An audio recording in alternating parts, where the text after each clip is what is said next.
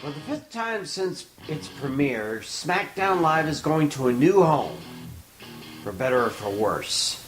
I'm Chris Wolvie, the wrestling blogger who always tells it like it is.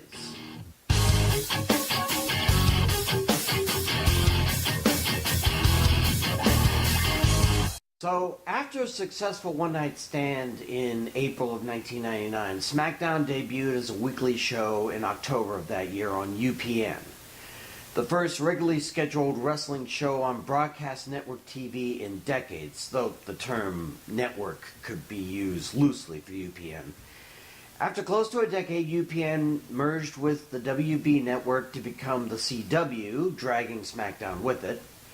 Then they moved down the list to My Network TV before giving up broadcast TV altogether and going to Sci-Fi in 2010 and finally joining Raw and USA 2 years ago. Now the bidding is over, and despite the fact that Jonathan Coachman could have put in a good word for ESPN, SmackDown will be moving again in October 2019. Yes, just before the 20th anniversary of the weekly show and about a year after its 1000th episode, the blue brand of the WWE will be heading to Fox. Now, for one thing, if this is the actual network we're talking about and not Fox Sports, I'm delighted to have the WWE back on actual broadcast TV for the first time in nearly a decade.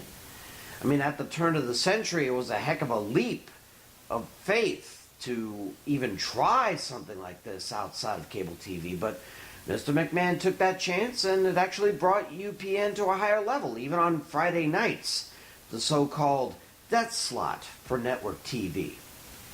And I have no doubt Fox will benefit from the booming business that WWE is doing these days, but I have some doubts. I mean, the last time Fox had wrestling on any of its networks, it was when TNA showed Impact on Fox Sports Net. This was the beginning of the first hexagon ring era and a more sports-oriented approach to broadcasting than the sports entertainment of the WWE. It was a disaster. The show lasted only a year on Fox Sports and started a mess that TNA never really recovered from, despite the fact that it still lives on as Impact Wrestling. So maybe Fox is not the best idea historically. And let's face it, Fox has been hurting for ratings since ending American Idol and allowing ABC to pick it up. The only shows that seem to still be hanging on Fox are the animated shows that broadcast Sunday nights. Oh, which reminds me, please don't have Peter Griffin watching SmackDown if Family Guy is still around in 2019. That kind of cross-promotion we do not need. Anyway, there are still some people out there who don't think of Fox as an actual network, thinking that ABC, CBS, and NBC qualify only, and PBS, though barely. They put Fox in with the wannabes like My Network, the CW, Ion, etc.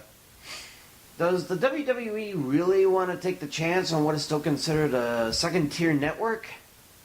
Talk about risky.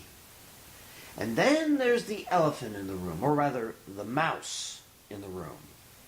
You see, Disney is in the process of trying to buy up Fox's entertainment companies. Guess they figure nobody wants the Fox News networks as is. If this goes through before SmackDown moves, don't you think there's going to have to be some renegotiations happening? I mean, I think the closest Disney ever got to wrestling was when it was on the small TV in the last scene of Oliver and Company. What? Don't look at me like that. I have other interests besides wrestling. Anyway, wrestling is not exactly a family-friendly show, no matter how PG the WWE tries to make them. And with Raw contracted to USA until 2023, and with USA being owned by NBC Universal, you just know this is going to spark a true ratings war that might just make the Monday Night War seem like a slap fight. With the WWE essentially fighting itself, who knows if it can survive? So, did the WWE just, pun intended, fox itself by accepting this bid? A lot can happen between now and late next year. I'm sure the McMahons are already planning the 20th anniversary show as the first one on the network, but what exactly will that show have to be like when it airs on Friday, October 4th, 2019? Oh yeah, that's another thing. It's going back to Fridays and it'll stop being live. I mean, no doubt the over $1 billion over the 5-year contract will be awesome for their bottom line, but how different will it be how different will it be from what we've seen on cable the last 8 years? Will it be a surprise hit like Bob's Burgers, or will Mr. McMahon end up saying, "Don't"? I'm Chris Wolvie, the wrestling blogger who always tells it like it is. See ya!